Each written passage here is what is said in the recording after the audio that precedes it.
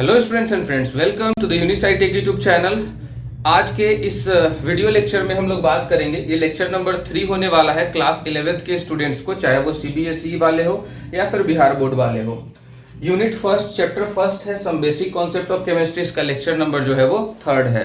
पिछले 2 लेक्चर्स में हम लोगों ने मैटर के नॉर्मल इंट्रोडक्शन, केमिस्ट्री के इंट्रोडक्शन, केमिस्ट्री का इम्पोर्टेंस, इन सब चीज़ों के बारे में, मैटर के जो क्लासिफिकेशंस होते हैं on the basis of physical state वगैरह जो हम लोगों ने पढ़ा था। ठीक है, अगर आपने नहीं देखा है वो वीडियो तो लिंक मैं डिस्क्रिप्शन बॉक्स में दे दूंगा, और साथ में जो है आपके कार्ड सेक्शन में स्लाइड हो रहा है, आप जाकर के देख लेना। और साथ में उस वीडियो में जो है लिंक जो है मैंने डिस्क्रिप्शन में दिए हुए हैं।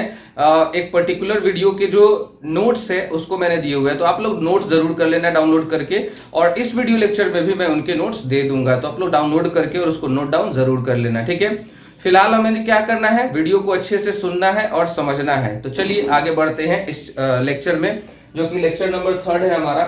इसमें हम लोग क्या पढ़ेंगे, तो प्रीवियस वीडियो लेक्चर में हम लोगों ने पढ़ा था मैटर के फिजिकल स्टेट के बेसिस पे classification, solid, liquid, gas, plasma और बोस-आइंस्टीन कंडेंसेट के बारे में हम लोगों ने बताया था। तो जिसमें हम लोगों ने क्या किया था, सॉलिड, लिक्विड, गैस के बारे में पूरे अच्छे तरीके से डिटेल में पढ़ा था। ठीक है, तो इस वीडियो में हम लोग क्या पढ़ने वाले हैं, उसके अगले 2 स्टेट के बारे में पढ़ने वाले हैं। तो उसका नेक्स्ट स्टेट जो है 4th नंबर, वो क्या है, प्लाज्मा। प्लाज्मा स्टेट है। अब सवाल ये उठता है कि प्लाज्मा जो है मैटर के किस स्टेट को बोलते हैं। देखो ध्यान से सुनना, सॉलिड, लिक्विड, गैस हम लोगों ने पढ़ा। सॉलिड को हमने गर्म किया तो वो एक्सपैंड करके लिक्विड में कन्वर्ट हुआ। लिक्विड को जब हमने गर्म किया तो वो और ज्यादा एक्सपैंड होकर के गैस बना। तो जब गैसियस फॉर्म में आते हैं, जब कोई भी एलिमेंट गैसियस फॉर्म में आता है या कोई भी मैटर गैसियस फॉर्म में आता है और उसको एक्सट्रीमली हीट दिया जाता है, उसको एक्सट्रीमली हीट दिया जाए अगर, तो होता क्या है ना कि ये जो एलिमेंट है या जो मैटर है उनसे इलेक्ट्रॉन तक निकल जाते हैं। क्या होता है, एनर्जी देने पर इलेक्ट्रॉन जो है वो एक्साइट हो जाता है और उसके अंदर से जो भी मटेरियल है उसके अंदर से इलेक्ट्रॉन निकल जाता है। ठीक है, तो उसकी वजह से क्या होता है, उस गैस पे जो नॉर्मली गैस था पहले, अब वो आयोनाइज हो जाएगा। आयोनाइज मतलब उस पे प्लस चार्ज आ जाएगा। ठीक है, आप इसको ऐसे समझो, ये है हमारा हाइड्रोजन गैस, ये है हमारा हाइड्रोजन गैस। तो ये नॉर्मली क्या है, हाइड्रोजन। लेकिन अब देखो प्लाज्मा कहां पे एग्जिस्ट करता है, इसको हम लेबोरेटरी में भी बना सकते हैं, बिल्कुल बना सकते हैं, लेकिन मैं आपको नॉर्मल सा एग्जांपल देता हूं। प्लाज्मा जो है ना, हमारे अर्थ के एटमॉस्फेयर के जो लेयर है, जिसको हम लोग बोलते हैं आयनोस्फीयर, आयनोस्फीयर बोलते हैं, या फिर इसको हम लोग बोलते हैं थर्मोस्फीयर भी। क्या बोलते हैं इसको, थर्मोस्फीयर बोलते हैं। तो थर्मोस्फीयर या आयनोस्फीयर में प्लाज्मा होते हैं। तो प्लाज्मा होता क्या है एक्चुअली और बनता कैसे वो समझो। अगर कोई गैस है, ध्यान से सुनना, अगर कोई भी गैस है और उस पर कोई चार्ज है प्लस या माइनस, जैसे ऑक्सीजन है, तो ये ऑक्सीजन नॉर्मली जब मैंने ऐसे लिखा तो ये क्या है, गैस। बट इस पे अगर कोई चार्ज आ गया तो ये क्या हो गया, प्लाज्मा। ठीक है, उसी तरह से अगर हमने कहा कि नाइट्रोजन जो है ये गैस है, लेकिन अगर इस पे कोई चार्ज रहे तो ये क्या है, प्लाज्मा है। दैट मीन्स कि plasma is the ionised gaseous state. Plasma is the ionised gaseous state. अगर किसी गैस पे कोई चार्ज है आइदर पॉजिटिव और निगेटिव, तो दैट मीन्स कि उसको हम प्लाज्मा बिल्कुल कह सकते हैं। ठीक है, और प्लाज्मा को सुपर हॉट स्टेट भी कहा जाता है, super hot state. Plasma is called super hot state of matter and it is considered as 4th state of matter. तो प्लाज्मा आपको समझ में आया। अब ये बनता कैसे है, आयनोस्फीयर में ये प्लाज्मा कहां से आया, क्या इसको हमने बनाया, बिल्कुल भी नहीं। जैसा कि हम लोग जानते हैं कि हम लोग एटमॉस्फेयर के बारे में क्या जानते हैं कि जैसे जैसे पृथ्वी के क्रस्ट से जो एटमॉस्फेयर का लेयर है दूर चले जाते हैं, वैसे वैसे एयर का कंसंट्रेशन डिक्रीज होता है।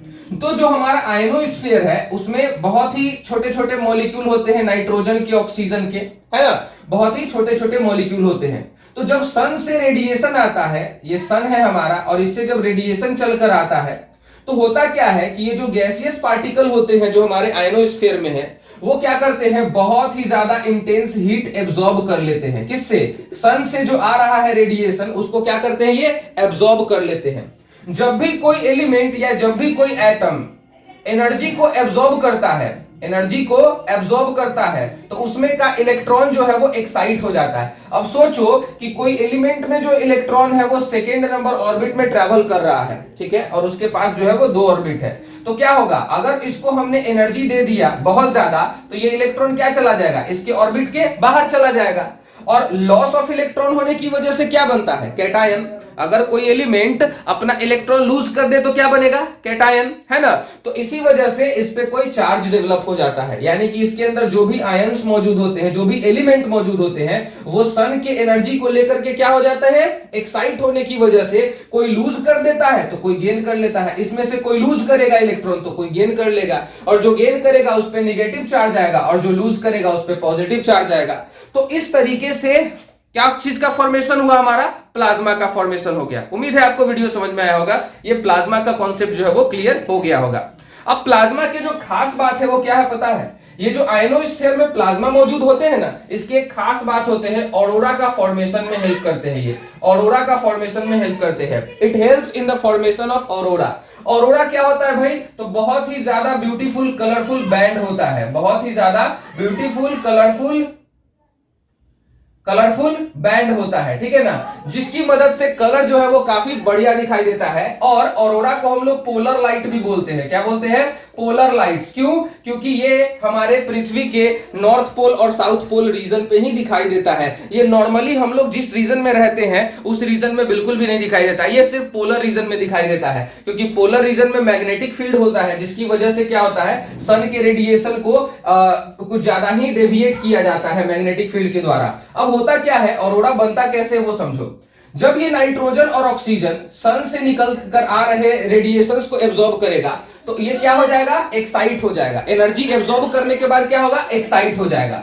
अब एनर्जी जब ये डी एक्साइट होगा, जब ये डी एक्साइट होगा, कूल डाउन होगा, यानी कि डी एक्साइट, EXCIT, जब ये डी एक्साइटेड होने के लिए क्या करेगा, एनर्जी को इमिट करेगा। क्या करेगा, एनर्जी को इमिट करेगा। याद रखना, जब ये एनर्जी को एब्जॉर्ब करता है, कोई भी मटेरियल जब एनर्जी को एब्जॉर्ब करता है तो वो क्या होता है, एक्साइट हो जाता है। लेकिन जब वो एनर्जी को इमिट करेगा तो कूल डाउन होने के लिए तो क्या होगा, डी एक्साइट होगा, यानी कि एनर्जी को इमिट करेगा। और जैसा कि हम लोग जानते हैं कि हर एक एनर्जी में क्या होता है, वेवलेंथ होता है। अगर कोई एनर्जी किसी पार्टिकुलर रेंज का है तो उसका वेवलेंथ भी होगा। और हम लोगों की आंखें जो है वो क्या देख पाती है, लैम्डा जो है, लैम्डा वेवलेंथ को रिप्रेजेंट करता है। तो किस चीज को हम लोग देख पाते हैं, VIBGYOR, इसको हम लोग बोलते हैं विजिबल रीजन। तो हमारा आंख जो है इस तरह के कलर को डिटेक्ट कर सकता है।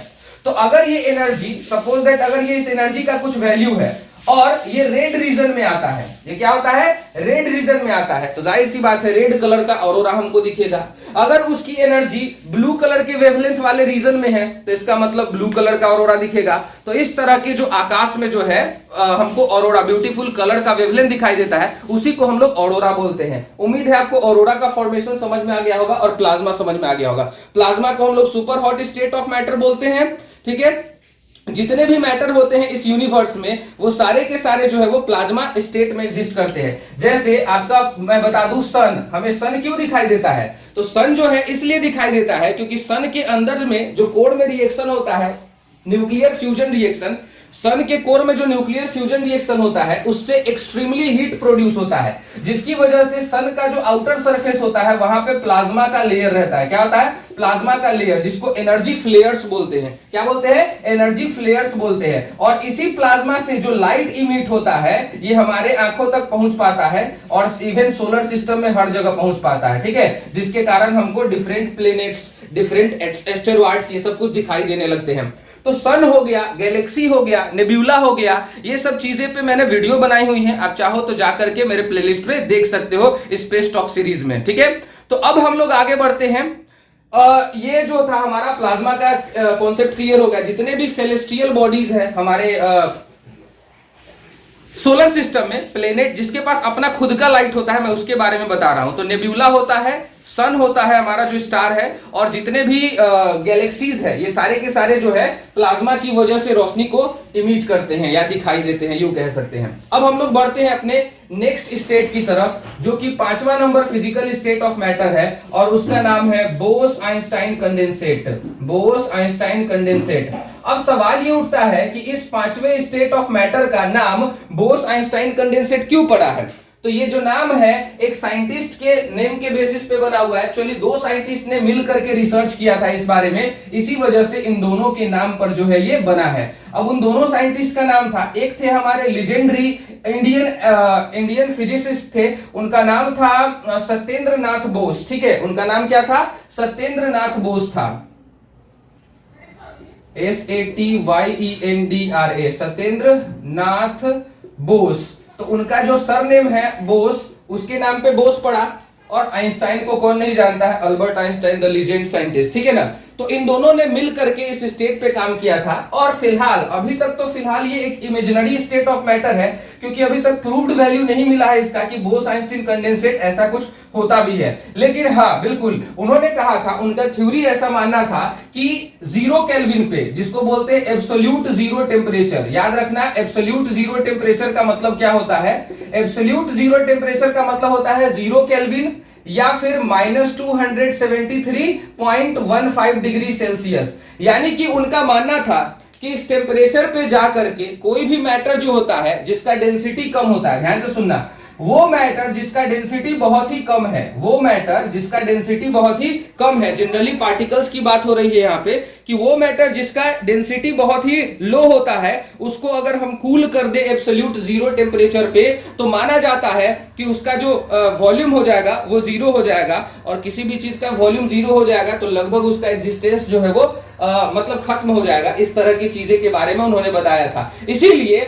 इसको आज तक हम लोग जो है लेबोरेटरी में -269 डिग्री सेल्सियस पे ही गए हुए हैं, इससे नीचे हम लोग नहीं गए हुए हैं। अभी तक हम लोग 4 केल्विन पे पहुंचे हुए हैं। और 4 kelvin is the boiling point of liquid helium. जो लिक्विड हीलियम होता है वो 4 केल्विन पे उबल जाता है, सोचो गैस बन जाता है। यानी कि लिक्विड हीलियम -269 डिग्री सेल्सियस पे क्या हो जाता है? गैस में कन्वर्ट हो जाता है। तो हम लोग मैक्सिमम इतना पे गए, मतलब मिनिमम इतना टेम्परेचर पे गए हुए हैं, इतना पे अभी तक हम लोग नहीं गए हुए हैं। तो ये एक एब्सोल्यूट जीरो टेम्परेचर एक इमेजिनरी टेम्परेचर है फिलहाल के लिए, क्योंकि प्रैक्टिकली अभी हम लोग वहां पे नहीं गए हुए हैं। तो ऐसा माना जाता है कि इस टेम्परेचर पे कोई भी जो मैटर होता है जिसका डेंसिटी बहुत लो होता है, अगर उसको हम कूल डाउन कर देंगे तो उसका लगभग जो वॉल्यूम होगा वो जीरो हो जाएगा। बोस आइंस्टीन कंडेंसेट जो है गैस के बहुत ही ज्यादा एक्सट्रीमली कूल करने पर बनता है, लो डेंसिटी वाले मटेरियल के। लगभग इसको कंप्रेस करना पड़ता है नॉर्मल डेंसिटी वाला जो एयर होता है उसका, नॉर्मल डेंसिटी वाले एयर से, नॉर्मल डेंसिटी जो होता है एयर का, उससे लगभग कितना डेंसिटी वाला एयर को कूल करना होगा हमको? 1/10 लाख, मतलब 10 to the power 6 million times. यानी कि नॉर्मल एयर का जो डेंसिटी होता है उससे 10 मिलियन, ये कह सकते हो, या सॉरी 1 मिलियन टाइम्स लेस जो होना चाहिए, डेंस होना चाहिए मैटर। ठीक है, अगर कोई नॉर्मल एयर के डेंसिटी से 1 मिलियन टाइम लेस है उसकी डेंसिटी, तो उसको अगर हम कंडेंस करेंगे या कूल करेंगे तो ये क्या बन जाएगा? बोस आइंस्टीन कंडेंसेट बन जाएगा। और इसका नाम जो है वो दो साइंटिस्ट के नाम पे बना हुआ है, सत्येंद्र नाथ बोस और बोस अल्बर्ट आइंस्टाइन के नाम पे बना हुआ है। उम्मीद है बोस आइंस्टीन कंडेंसेट क्लियर हुआ होगा। अब हम लोग जो है नेक्स्ट टॉपिक की तरफ बढ़ते हैं, और वो टॉपिक है हमारा ये कि जो अभी हम लोगों ने फिजिकल स्टेट ऑफ मैटर जो पढ़ा था उसमें मेनली 3 स्टेट के बारे में पढ़ा था। किसके बारे में? मेनली 3 स्टेट्स के बारे में पढ़े थे, सॉलिड, लिक्विड, गैस। और उसके प्रॉपर्टीज को हमने काफी बढ़िया तरीके से ऑब्जर्व किया था और उसके बाद में हमने पढ़ा भी था इस चीज को। तो ये जो 3 स्टेट ऑफ मैटर है, सॉलिड, लिक्विड, गैस, ये आपस में इंटर कन्वर्टिबल होते हैं। क्या होते हैं? इंटर कन्वर्टिबल होते हैं। इसका मतलब ये हुआ कि हम सॉलिड को लिक्विड और लिक्विड को गैस, वापस से गैस को लिक्विड और लिक्विड से सॉलिड बना सकते हैं। ठीक है ना। तो अब करते क्या है, इसके लिए कौन कौन से फैक्टर रिस्पॉन्सिबल है? अगर हमने बोला कि solid can be converted into liquid state and liquid can be converted into gaseous state and then it can be reverse also, यानी कि गैस से हम लिक्विड भी बना सकते हैं और लिक्विड से वापस से सॉलिड भी बना सकते हैं। यानी कि ये जो है inter convertible state of matter है। तो इसके लिए कौन कौन सा फैक्टर रिस्पॉन्सिबल है? Of course temperature and pressure. कौन कौन सा फैक्टर रिस्पॉन्सिबल है? टेम्परेचर और प्रेशर। याद रखना, इन दो फैक्टर के के बैलेंसमेंट की वजह से ही ये सब कुछ बना हुआ है। जैसे सॉलिड को अगर आप हीट कर दोगे तो क्या हो जाएगा, मेल्ट कर जाएगा, वो एक्सपैंड कर जाएगा। क्या दिए हो आप, टेम्परेचर दिए हो ना, इसको हीट दिए हो तो लिक्विड बन गया, और लिक्विड को हीट करोगे तो क्या बनेगा, गैस बनेगा। वैसे ही गैस को अगर कूल कर दोगे, यानी कि कूल करने का मतलब क्या होता है, प्रेशर देना, ठीक है ना, प्रेशर हाई और टेम्परेचर लो। तो जब आप इसको प्रेशराइज करोगे तो ये लिक्विड में कन्वर्ट हो जाएगा, और लिक्विड को जब आप प्रेशराइज करोगे और टेम्परेचर घटा दोगे उसको, तो ये किस में कन्वर्ट हो जाएगा, जाहिर सी बात है हमारा सॉलिड में कन्वर्ट हो जाएगा। ठीक है, अब बात करते हैं इन प्रोसेस के, ये जो inter convertible state of matter है, इसके प्रोसेस के क्या क्या नाम है। तो ध्यान से सुनना मेरी बात को, एक तरफ है सॉलिड हमारा, एक तरफ है लिक्विड, और एक तरफ है गैस। अब ध्यान से सुनना बात को, अगर कोई सब्सटेंस सॉलिड से डायरेक्टली गैस में कन्वर्ट होता है तो उसको हम लोग बोलते हैं सब्लिमेशन। क्या बोलते हैं, sublimation. The solid substance which gets directly converted into gaseous state without coming into liquid state is called sublimation process। और उस सब्सटेंस का नाम होता है सबलाइम, यानी कि ये सॉलिड इस समय सबलाइम कहलाएगा। एग्जांपल के तौर पे कैम्फर हो गया, कैम्फर सबलाइम है, अमोनियम क्लोराइड हो गया, ठीक है, ये भी सबलाइम है। उसके बाद नेफ्थलीन बॉल हो गया, नेफ्थलीन हो गया, ये भी सबलाइम है। तो ये सारे के सारे सबलाइम है, यानी कि सॉलिड से गैस में कन्वर्ट होने वाले सब्सटेंस है। ठीक है, अगर उसी तरह से कोई गैस से डायरेक्टली सॉलिड में कन्वर्ट हो जाए तो इसको हम लोग क्या बोलते हैं, डिपोजिशन बोलते हैं। क्या बोलते हैं, डिपोजिशन। याद रखना, सॉलिड से डायरेक्ट गैस में कन्वर्ट होने को क्या बोलते हैं, सब्लिमेशन, और गैस से सॉलिड में कन्वर्ट होने को क्या बोलते हैं, डिपोजिशन। तो डिपोजिशन करवाने के लिए क्या करना है, कूल करना जरूरी है, यानी कि हाई प्रेशर होना चाहिए। याद रखना, गैस से सॉलिड बनाने के लिए pressure must be high and temperature must be low, लेकिन सॉलिड से गैस बनाना है तो टेम्परेचर हाई होना चाहिए, हाई टेम्परेचर और प्रेशर लो होना चाहिए, हाई टेम्परेचर और प्रेशर लो होना चाहिए। ये बात याद रखो, अगर किसी चीज को आपको एक्सपेंड करवाना हो तो वहां पे pressure must be low and temperature must be high, और किसी चीज को कंप्रेस करना है यानी कि पास लाना है तो pressure must be high and temperature must be low. ये समझ में आ गया। अच्छा, सॉलिड से अगर हम किसी सॉलिड को गर्म करते हैं और वो गैस में ना कन्वर्ट होकर के लिक्विड में कन्वर्ट हो जाए तो उसको क्या बोलेंगे हम लोग, बॉइलिंग, मेल्टिंग बोलेंगे। उसको क्या बोलेंगे, सॉलिड से लिक्विड में कन्वर्ट होने के प्रोसेस को क्या बोलेंगे, मेल्टिंग। और मेल्टिंग का एक और नाम होता है fusion. Melting is also called fusion. ठीक है, तो ये हो जाएगा। और अगर लिक्विड को आप सॉलिड बनाना चाहते हो, कोई लिक्विड है जैसे कि पानी है, और पानी को हमने फ्रीजर में डाल दिया तो क्या होगा, 0 डिग्री सेल्सियस पे जाकर के वो बर्फ बन जाएगा, आइस बन जाएगा। तो यहाँ पे इसको क्या बोलेंगे हम लोग, चूंकि ये सॉलिड बन चुका है इसीलिए इसको हम लोग सॉलिडिफिकेशन कहते हैं। सॉलिडिफिकेशन मतलब सॉलिड बनाने की प्रक्रिया, या फिर इसको हम क्या बोल सकते हैं, फ्रीजिंग भी बोल सकते हैं, क्योंकि उसको हमने क्या किया है, ठंडा किया है। अगर किसी लिक्विड को हम हीट करेंगे तभी तो वो गैस में कन्वर्ट होगा। लिक्विड में पार्टिकल जो होता है थोड़ा सा क्लोज होता है, लेकिन इसमें क्या होता है, बहुत दूर होता है, यानी कि आपको एक्सपेंशन करवाना है। लिक्विड से गैस में कन्वर्ट करना है मतलब क्या करना है, एक्सपेंशन करवाना है, तो हीट दोगे आप। और इस प्रोसेस का नाम क्या होगा, लिक्विड टू गैस में कन्वर्ट होने के प्रोसेस को हम लोग बोलते हैं बॉइलिंग। अगर ये सर्टेन बॉइलिंग बोलते हैं या फिर वेपोराइजेशन भी कहते हैं, अगर ये सर्टेन टेम्परेचर पे हो रहा है तो। लेकिन अगर किसी भी टेम्परेचर पे हो रहा है तब उसका नाम इवेपोरेशन होता है। याद रखना, लिक्विड से गैस में कन्वर्ट हो, अगर कोई मैटर है और वो लिक्विड से गैस में कन्वर्ट हो रहा है एक पर्टिकुलर टेम्परेचर पे, जिसको उसका बॉइलिंग पॉइंट बोलते हैं हम लोग, तो इसका मतलब ये हुआ कि वहां पे बॉइलिंग हो रहा है या फिर वेपोराइजेशन हो रहा है। लेकिन जैसे एग्जांपल के तौर पे पानी को ही ले लो, पानी अगर लिक्विड है और पानी 100 डिग्री सेल्सियस पे अगर गैस में कन्वर्ट होता है, यानी कि अपने बॉइलिंग पॉइंट पे जाकर के गैस में कन्वर्ट होता है, वेपर में कन्वर्ट होता है, तो वो वहां पे वेपोराइजेशन हो रहा है। लेकिन अगर पानी की बात करें तो पानी जो है 100 डिग्री सेल्सियस से कम में भी गैस में कन्वर्ट हो जाता है। जैसे सोचो ना कि आप अपने कपड़े को सोक कर लिए हो पानी में और उसको धूप में सुखाने के लिए छोड़ दिए हो, तो वो कपड़ा क्या होता है, सूख जाता है। सूखने का मतलब क्या होता है कि उस कपड़े के सरफेस ने जो वाटर के मॉलिक्यूल्स को एब्जॉर्ब किए थे उस वजह से वो वेट हो गया था, भीग गया था। तो अगर हमने धूप में उसको रखा तो क्या हो गया, वो गैस बन के उड़ गया, यानी कि हमारे कपड़े के सरफेस को छोड़ करके गैस बन के उड़ गया। तो बताओ हमको कि उस शर्ट को सुखाने के लिए धूप का जो सन से जो धूप आ रहा था, क्या 100 डिग्री सेल्सियस था? नहीं था ना। हो सकता है 35 डिग्री सेल्सियस हो सकता है 37 डिग्री सेल्सियस हो। तो 35 और 37 डिग्री सेल्सियस पर भी हमारा लिक्विड जो है यानी कि वाटर जो है इवेपोरेट हो सकता है, तो उसको हम इवेपोरेशन कहते हैं। क्या कहते हैं? इवेपोरेशन। उसको वेपोराइजेशन नहीं बोलते हैं। तो what is the difference difference between vaporization and evaporation? Vaporization takes place at only a certain temperature, that is called boiling point of the liquid.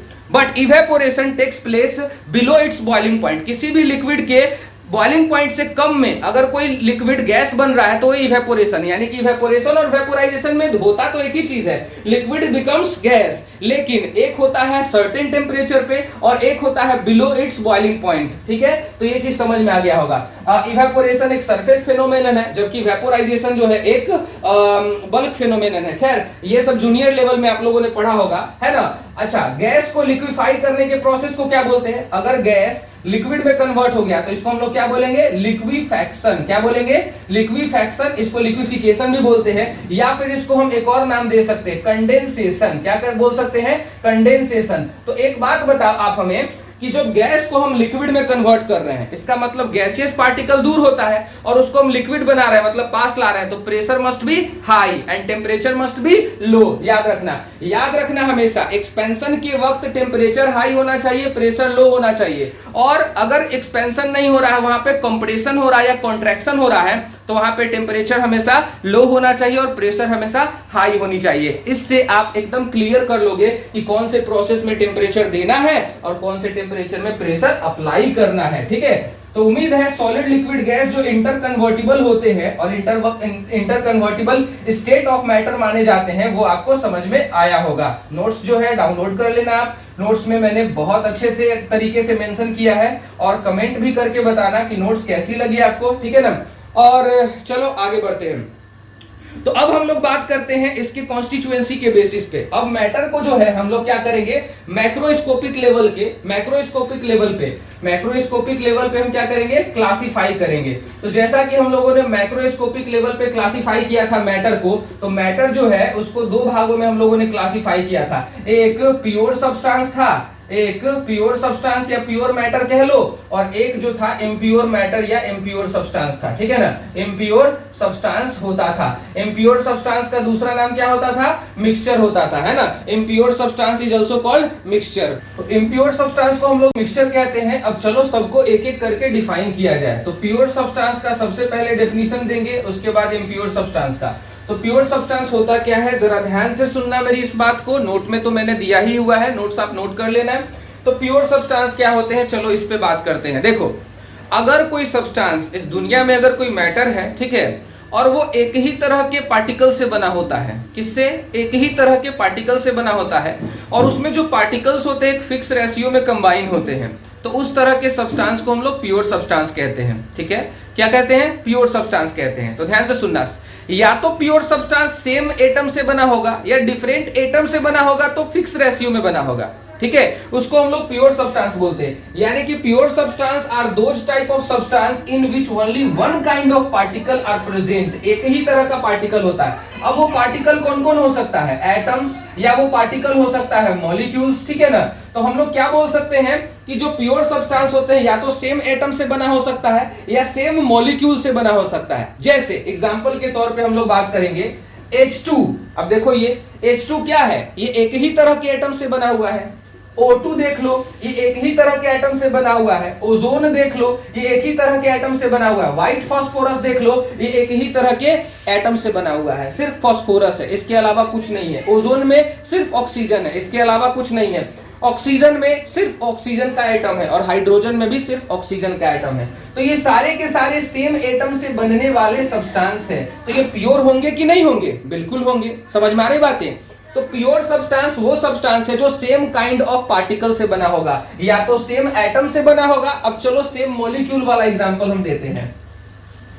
Same atom वाले में और भी एग्जांपल हो सकता है, जैसे डायमंड। डायमंड जो है बहुत सारे कार्बन से बना हुआ है। क्या ये जो एक कार्बन है इसमें 4 कार्बन से अटैच होता है। 10th क्लास में आप लोगों ने पढ़ा भी होगा कार्बोनेट्स कंपाउंड चैप्टर में। तो एक कार्बन 4 कार्बन से अटैच होता है, लेकिन सोचो कार्बन ही है ना, कार्बन के अलावा और कोई नहीं है ना, तो हमने प्योर सब्सटेंस का एकदम क्लियर डिफिनेशन बता दिया है, the substance which is made up of same kind of particle, either same kind of atom और either same kind of molecule. ठीक है ना, इस चीज को याद रखना। तो ये जो हमारा जो डायमंड है वो तो सेम काइंड ऑफ एटम से बना हुआ है, दैट मींस कि ये जो डायमंड है वो भी प्योर होता है, और जो ग्रेफाइट है हमारा वो भी प्योर होता है, जो बकमिस्टर फुलेरिन है वो भी प्योर होता है। लेकिन हमारे इस दुनिया में बहुत सारे इम्प्योर सब्सटेंस भी है, उस पे हम लोग आएंगे, पहले प्योर सब्सटेंस को क्लासिफाई कर लेते हैं। तो pure substance same kind of atom वाला आप लोगों ने देख लिया, अब सेम तरह के मॉलिक्यूल वाले को मैं दिखा देता हूं। जैसे अब ध्यान से सुनो, एक गिलास पानी लेते हो आप, अगर एक गिलास वाटर लिए हुए हो तो वाटर में हर एक पार्टिकल का, इस पानी में जितने भी ड्रॉपलेट्स है सबका फॉर्मूला क्या है, H2O ही है ना। यानी कि ये अगर पानी एक मैटर है, ध्यान से सुनना, अगर पानी एक मैटर है या कोई सब्सटेंस है तो वो किस चीज से बना हुआ है, सेम मॉलिक्यूल से बना हुआ है। किस चीज से बना हुआ है, सेम मॉलिक्यूल से बना हुआ है। इसीलिए अगर पानी हो तो पानी को प्योर सब्सटेंस बोल सकते हैं, ऑफ कोर्स बोल सकते हैं। कैल्शियम कार्बोनेट की बात करें अगर लाइमस्टोन की, तो लाइमस्टोन चाहे इतना बड़ा पत्थर हो, चाहे इतना बड़ा पत्थर हो, उसमें रहेगा तो कैल्शियम कार्बोनेट का ही मॉलिक्यूल ना। तो इसका मतलब यह हुआ कि लाइमस्टोन जो है हमारा वो क्या हो गया, प्योर सब्सटेंस हो गया, है ना। उसी तरह से कार्बन डाइऑक्साइड जो है, सोचो कार्बन डाइऑक्साइड जो है तो उसमें कार्बन और ऑक्सीजन दो डिफरेंट एलिमेंट जरूर है, लेकिन फिक्स रेशियो में है। क्या है, फिक्स रेशियो में है। तो जब भी कोई सेम टाइप ऑफ मॉलिक्यूल से बना हो या सेम टाइप ऑफ एटम से बना हो तो उसको हम बोल सकते हैं प्योर सब्सटेंस। तो कार्बन प्योर सब्सटेंस क्यों है, क्योंकि ये डिफरेंट एलिमेंट से जरूर बना हुआ है लेकिन फिक्स रेशियो में। अभी हमने बोला था कि प्योर सब्सटेंस जो होते हैं वो क्या होते हैं, फिक्स रेशियो में कंबाइन होते हैं। क्या होते हैं, फिक्स रेशियो में कंबाइन होते हैं, या तो खुद के साथ कंबाइन हो जाए या किसी दूसरे के साथ कंबाइन हो जाए। क्लियर हो रही है बातें, समझ में आ रही है। प्योर सब्सटेंस याद रखना, प्योर सब्सटेंस याद रखना, सेम तरह के एटम के कॉम्बिनेशन से भी बनता है और डिफरेंट एटम के कॉम्बिनेशन से ही बनता है, लेकिन कंपोजिशन फिक्स होने चाहिए। अगर कंपोजिशन फिक्स नहीं है तो फिर वो प्योर सब्सटेंस नहीं है, वो इम्प्योर सब्सटेंस है। Is that clear. अब हम लोग आगे बढ़ते हैं। तो प्योर सब्सटेंस तो हम लोगों ने जान लिया कि क्या होते हैं। अच्छा, एक और बात है, प्योर सब्सटेंस जिस भी चीज से बना होता है, जैसे ये सारे के सारे प्योर सब्सटेंस हैं और ये भी प्योर सब्सटेंस है, तो ये जितने भी प्योर सब्सटेंस होते हैं उनके कंस्टिट्यूएंट पार्टिकल को आप सिंपल फिजिकल मेथड से अलग नहीं कर सकते हो, सेपरेट नहीं कर सकते हो। जैसे हाइड्रोजन किससे बना हुआ है, दो हाइड्रोजन के एटम से। हाइड्रोजन मॉलिक्यूल किससे बना हुआ है, दो हाइड्रोजन के एटम से। तो इस दो हाइड्रोजन के एटम को आप तोड़ नहीं सकते हो सिंपल फिजिकल मेथड से, केमिकल मेथड से आप तोड़ सकते हो। अब सिंपल फिजिकल मेथड क्या होता है, तो लाइक बॉइलिंग, मेल्टिंग, फ्रीजिंग, ठीक है ना, ये सॉल्युबिलिटी करवाकर यानी कि घुला करके, इन सब चीज, या फिर फिल्ट्रेशन करवा करके या सेंट्रीफ्यूगेशन करवा करके, ये सब, या फिर मैग्नेटिक सेपरेशन प्रोसेस हो गया, ये सारे के सारे फिजिकल मेथड ही तो है। तो फिजिकल मेथड से आप प्योर सब्सटेंस के कंस्टिट्यूएंट को अलग नहीं कर सकते हो। क्लियर हो गया। केमिकल मेथड अप्लाई करके कर सकते हो, ठीक है। ये बात समझ में आ गई बात है। तो प्योर सब्सटेंस के कंस्टिट्यूएंट को हम अलग अलग नहीं कर सकते हैं बाय सिंपल फिजिकल मेथड। अब प्योर सब्सटेंस को कितने भागों में क्लासिफाई किया गया है, आगे एग्जांपल आपको समझ में आ गई होगी। इस तरीके से आप सोच सकते हो, जो भी चीज सोच सको जिसमें कंपोजिशन फिक्स होगा वो सारे के सारे प्योर सब्सटेंस है। इवन जो ग्लूकोज हम लोग लेते हैं C6H12O6, ये क्या है, अगर कोई पूछे कि ये क्या है तो ये भी प्योर सब्सटेंस है। पूछोगे क्यों, तो यहां पे कार्बन और हाइड्रोजन और ऑक्सीजन भले ही तीन तरह के एलिमेंट है लेकिन तीनों का जो रेशियो है वो फिक्स है। समझ में आ रही बात है। और जब कोई भी एलिमेंट सेम हो या डिफरेंट हो, जब कंबाइन होता है और वो भी फिक्स रेशियो में, तो प्योर सब्सटेंस होता है। चलो, प्योर सब्सटेंस के बारे में बहुत बात हुई। अब इसको क्लासिफाई किया जाता है, इसको क्लासिफाई किया जाता है कॉन्स्टिट्यूएंसी के बेसिस पे, एलिमेंट में, किसमें, एलिमेंट में और कंपाउंड में क्लासिफाई किया जाता है। ठीक है, याद रखना, pure substance can be further classified into elements and compounds. ठीक है, अब सवाल ये उठता है कि what is element and what is compound. Element क्या होते हैं और कंपाउंड क्या होते हैं, इसके बारे में हम लोग डिटेल में पढ़ेंगे। अब ध्यान से सुनना मेरी बात को। एलिमेंट और कंपाउंड को पढ़ाने से पहले जो है हम लोग क्या करेंगे, इन दोनों में से सबसे पहले हम लोग पढ़ेंगे एलिमेंट के बारे में। अब एलिमेंट क्या होते हैं उस चीज को बड़े ध्यान से समझना। एलिमेंट क्या होता है उस चीज को मैं डिफाइन करने जा रहा हूं, ठीक है ना। इस चीज को बड़े ध्यान से सुनना। देखो, कई तरह के डिफिनीशन होते हैं और कई तरह के एग्जाम्पल में बच्चे कंफ्यूज हो जाते हैं। अभी एलिमेंट के बारे में आप कह रहे होगे कि हम लोग 10th के student, 10th pass out student है, हमको क्या सिखा रहे हैं सर, अभी बताते हैं। पूछते हैं कुछ क्वेश्चन, उसके बाद पता चलेगा।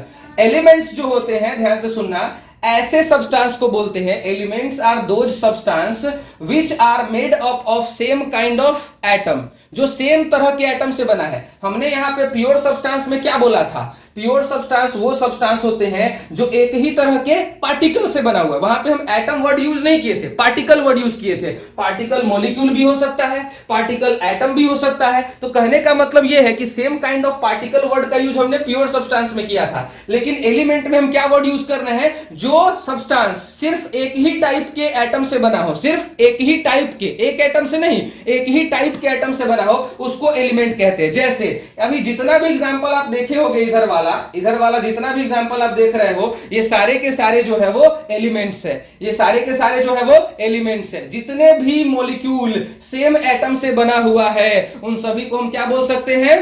एलिमेंट बोल सकते हैं। इसका मतलब ये हुआ। अच्छा, एक और बात है, एलिमेंट जो होते हैं वो दो भागों में क्लासिफाई होते हैं। अभी हमने बोला कि अच्छा ये सब जो है ये क्या एलिमेंट है? ये एलिमेंट है। देखो तो ये सेम एटम से बना हुआ है? बिल्कुल भी नहीं। ये सेम एटम से बना हुआ है? बिल्कुल भी नहीं। तो carbon dioxide, water, calcium carbonate, sulphuric acid, ये सब क्या होगा? ये सब एलिमेंट के कैटेगरी में बिल्कुल भी नहीं आएगा। तो एलिमेंट को दो भागों में क्लासिफाई किया जाता है, एटम्स और मॉलिक्यूल में क्लासिफाई किया जाता है। ध्यान से सुनना, सारे के सारे एटम्स जो है वो एलिमेंट हो सकते हैं।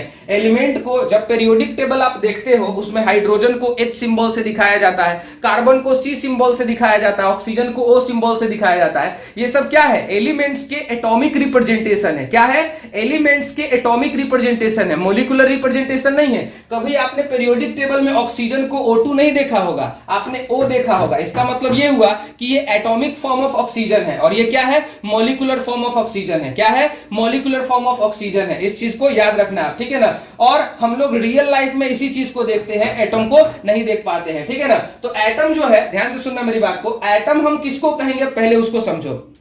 तो आप लोगों ने atoms and molecules chapter 9th class में पढ़ा होगा, उसमें आप लोग को बताया गया होगा कि दुनिया में जैसे हमारे बॉडी का, जैसे हमारा पूरा, हम एक ऑर्गेनिज्म है, तो हम किस चीज से बने हुए? सेल से।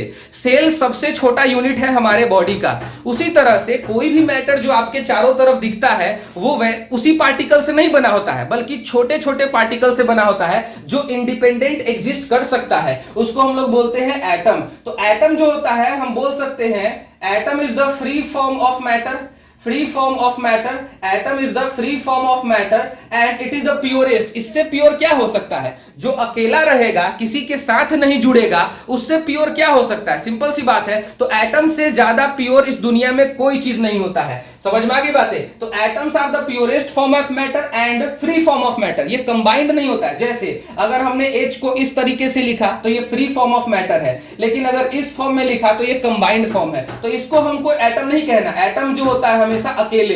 एटम की पहचान क्या है? एटम हमेशा अकेले रहेगा, ठीक है, याद रखना इस चीज को। आर्गन एक्सेट्रा, अगर सब अकेला है तो इसका मतलब एटम है।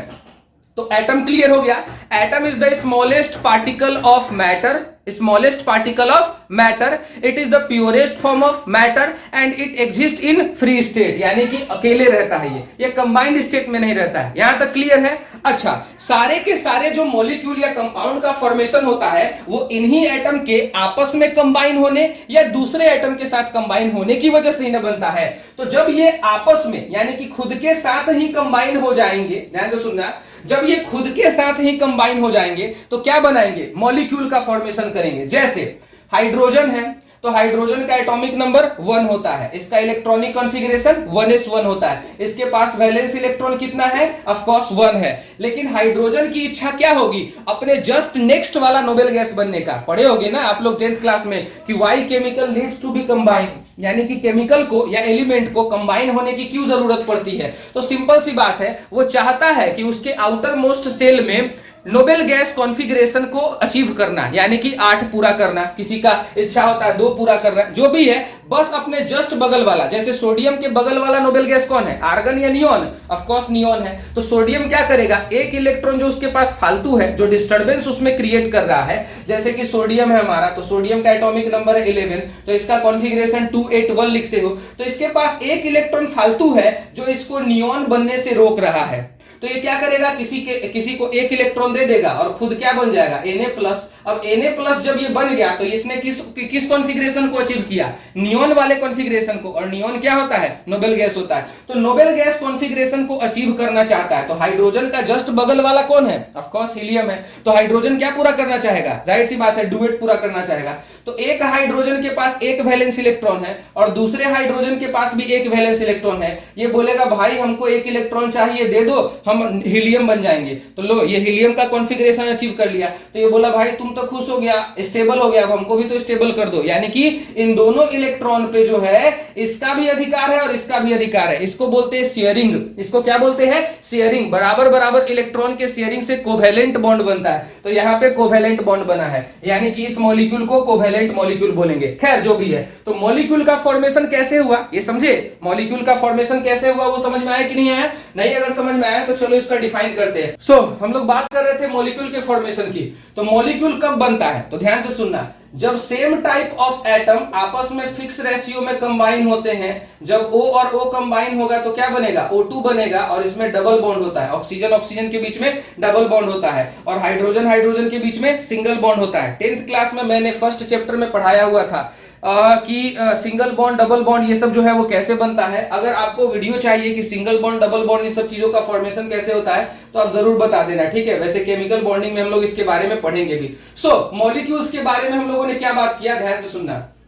अगर मॉलिक्यूल का डिफिनीशन हमको लिखना हो तो हम बोल सकते हैं molecules is formed when two or more similar or different atoms are combined together in a fixed ratio। ध्यान से सुनना, when two or more than two similar or different elements are combined in a fixed ratio, then molecule will be formed। अब same atom से जो बनेगा उसको क्या बोलेंगे, जैसे H2 है तो ये सेम एटम से बना हुआ है, O2 है तो ये सेम एटम से बना हुआ है, O3 है तो ये सेम ऑक्सीजन एटम से बना हुआ है, P4 है तो ये सेम एटम से बना हुआ है, डायमंड है तो सिर्फ कार्बन से बना हुआ है, यानी कि सेम एटम से बना हुआ है। तो सेम एटम से बनने वाले, अच्छा एक और बात, सारे के सारे ये मॉलिक्यूल है। पूछो क्यों, क्योंकि इसमें एटम की पहचान क्या है, अकेला।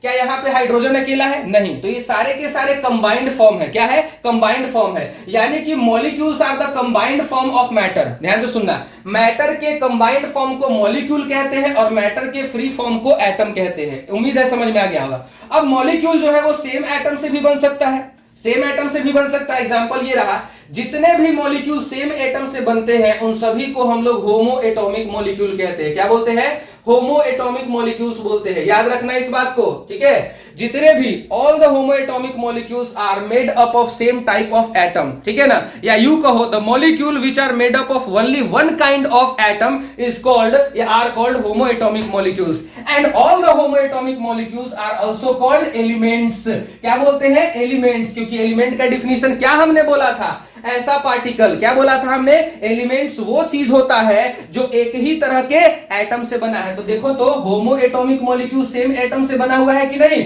बिल्कुल बना हुआ है। यानी कि होमो एटॉमिक मॉलिक्यूल एलिमेंट भी होता है, होमो एटॉमिक मॉलिक्यूल एलिमेंट भी होता है। और किसको कहते हैं वो क्लियर हुआ। अब चलो हम लोग बात करते हैं कंपाउंड के बारे में। ध्यान से सुनना मेरी बात को। मॉलिक्यूल दो प्रकार का होता है, एक वो जो सेम एटम से बनेगा और एक वो जो डिफरेंट एटम से बनेगा। जैसे आप देख लो कैल्शियम कार्बोनेट, एक कैल्शियम एक कार्बन और तीन ऑक्सीजन के मिलने से बना हुआ। कहने का मतलब ये है कि इसमें 3 तरह के एलिमेंट है और इसमें 2 तरह के एलिमेंट है। सल्फ्यूरिक एसिड भी 3 तरह के एलिमेंट से बना हुआ है ना। तो हमने ये देखा कि ये सारे के सारे भी मॉलिक्यूल है। मॉलिक्यूल का सीधा सीधा मतलब होता है ऐसा कोई सब्सटेंस जो 2 या 2 से अधिक सेम या डिफरेंट एटम से बने, उसको मॉलिक्यूल बोलते हैं। तो मॉलिक्यूल भी है, ये डिफरेंट से बना हुआ है, ये सेम से बना हुआ था, ये डिफरेंट से बना हुआ है, कोई बात नहीं, लेकिन है तो मॉलिक्यूल ना। मॉलिक्यूल के डिफिनीशन को दोनों फॉलो कर रहा है ना। लेकिन ध्यान से सुनना, ये डिफरेंट एटम से बना हुआ है, इसीलिए इसको हम हेट्रो एटॉमिक मॉलिक्यूल बोलते हैं। क्या बोलते हैं, हेट्रो एटॉमिक मॉलिक्यूल्स बोलते हैं। याद रखना, the molecule which are made up of different kinds of atom but in a fixed ratio are called heteroatomic molecules and all the heteroatomic molecules are called compounds. क्या बोलते हैं इसको, compounds. तो compound जो होता है वो प्योर सब्सटेंस जरूर होता है। ध्यान से सुनना, कंपाउंड जो होते हैं वो प्योर सब्सटेंस जरूर होते हैं, लेकिन वो कभी भी एलिमेंट नहीं हो सकते हैं। ये एलिमेंट कभी नहीं हो सकता है। क्यों? क्योंकि जस्ट फिर वापस से वही पे आते हैं, एलिमेंट्स वो होता है जो एक ही तरह के एटम से बना होता है। सेम टाइप ऑफ एटम से जो बनेगा, सेम टाइप ऑफ एटम से जो बनेगा वही एलिमेंट होगा। क्या ये सेम टाइप ऑफ एटम से बना हुआ है? बिल्कुल भी नहीं। तो ये फिक्स रेशियो में बना हुआ है, इसीलिए ये प्योर सब्सटेंस जरूर है, लेकिन ये सेम काइंड ऑफ एटम से नहीं बना हुआ, इसीलिए ये एलिमेंट नहीं, ये कंपाउंड है। क्या है ये? कंपाउंड है। तो कंपाउंड, उम्मीद है आपको समझ में आ गया होगा। कंपाउंड हम उस तरह के मॉलिक्यूल को बोलते हैं जिसमें दो या दो से ज्यादा सेम एटम नहीं रहे, डिफरेंट एटम रहे, लेकिन फिक्स रेशियो में रहे, उसको हम लोग क्या बोलते हैं? कंपाउंड बोलते हैं। तो उम्मीद है एटम समझ में आ गया, मॉलिक्यूल समझ में आ गया। मॉलिक्यूल दो टाइप का होता है, होमो एटॉमिक और हेट्रोएटॉमिक। होमो एटॉमिक एलिमेंट्स भी हो सकता है और प्योर सब्सटेंस भी हो सकता है। हेट्रोएटॉमिक प्योर सब्सटेंस हो सकता है, लेकिन वो एलिमेंट नहीं हो सकता है, क्योंकि वो डिफरेंट एटम से बनता है। उम्मीद है आपको ये सब चीजें समझ में आ गई होगी। तो अभी हम लोगों ने क्या किया, प्योर सब्सटेंस के बारे में हम लोगों ने पढ़ा, और साथ में उसके क्लासिफिकेशन यानी कि एलिमेंट और कंपाउंड के बारे में भी हम लोगों ने जरूर पढ़ लिया। अब हम लोग बात करते हैं अगले टॉपिक की।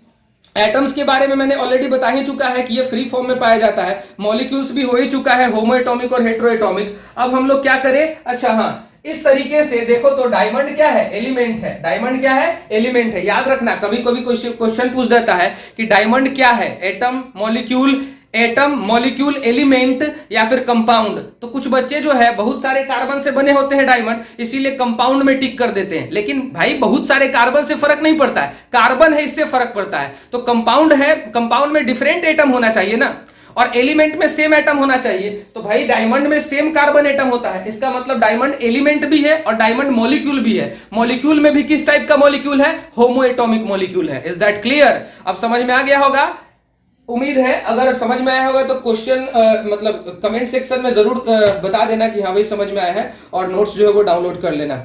चलो अब हम लोग आगे बढ़ते हैं। एलिमेंट्स की बात करें तो एलिमेंट को भी हमने क्लासिफाई किया था कॉन्स्टिट्यूएंट पार्टिकल के बेसिस पे, कि एटम भी हो सकता है, मॉलिक्यूल भी हो सकता है।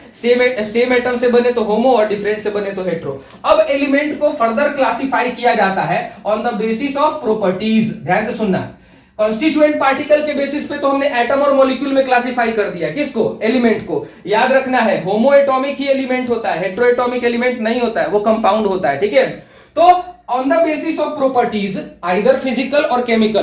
प्रॉपर्टीज दो तरह के होते हैं, किसी भी मैटर के दो प्रॉपर्टीज होते हैं, एक फिजिकल और एक केमिकल प्रॉपर्टी होता है। तो किसी भी प्रॉपर्टी के बेसिस पे एलिमेंट को तीन भागों में क्लासिफाई किया जाता है। एक है मेटल्स, एक है नॉन मेटल्स, और एक है मेटलॉइड्स, जो कि आपने 10th क्लास के 3rd नंबर चैप्टर में मेटल और नॉन मेटल जो चैप्टर है उसमें जरूर पढ़ा होगा, मेटल्स और नॉन मेटल्स के प्रॉपर्टीज के बारे में। ठीक है, अगर पढ़े हो तो यस और नो में जवाब देना। ठीक है, अब हम लोग आगे बढ़ते हैं। तो ये हमने क्या किया, एलिमेंट्स को फर्दर क्लासिफाई किया on the basis of properties, metals, non metals और मेटलॉइड में। मेटल्स, नॉन मेटल और मेटलॉइड जो है, अगर आपको नहीं समझ में आता है तो आप बता देना मुझे, और मैं जो है उस पर वीडियो बना दूंगा। ठीक है, फिलहाल हम लोगों ने क्या किया कि पढ़ा प्योर सब्सटेंस के बारे में। अब हम लोग क्या पढ़ेंगे, इम्प्योर सब्सटेंस के बारे में अच्छे तरीके से डिस्कस करेंगे नेक्स्ट वीडियो लेक्चर में। तब तक के लिए इस वीडियो में इतना ही। आप लोग अच्छे से रहिए, सुरक्षित रहिए और पढ़ते रहिए। तब तक के लिए स्टे सेफ, हैव फन। जय हिंद, वंदे मातरम।